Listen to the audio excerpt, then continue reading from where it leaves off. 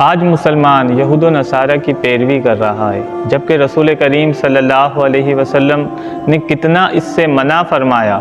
अल्लाह के रसूल छोटी छोटी बातों में भी उनकी पैरवी और इत्तिबा करने से मना फरमाते।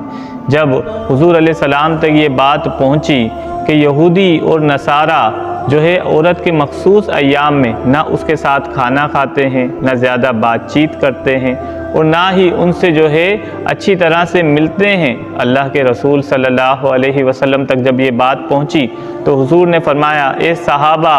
अगर तुम्हारी ज़ौजा यानी तुम्हारी बीबियां माँ हवारी के अय्याम में हो तो उनसे बातचीत भी करो और उनसे जो है दीगर मामलात भी करो, सिवाय हम बिस्तरी के तुम सारे मामलात उनसे कर सकते हो। जब यहूदियों को ये बात पहुंची, ये ख़बर मिली कि अल्लाह के रसूल ने माँ हवारी के अय्याम में भी औरतों से बातचीत करना